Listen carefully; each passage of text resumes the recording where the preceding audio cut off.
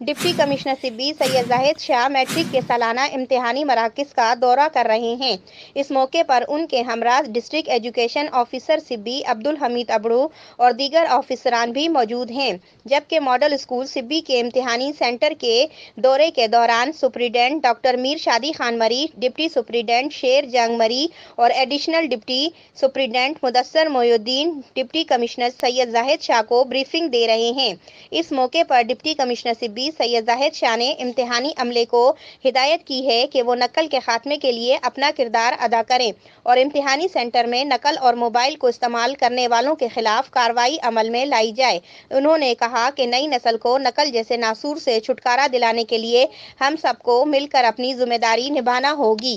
اس video کو like کر کے شیئر کیجئے گا، چینل کو سبسکرائب کر کے بیل آئیکن کو پریس کیجئے تاکہ ہماری آنے والی تمام نئی ویڈیوز آپ کو بر وقت ملتی رہیں۔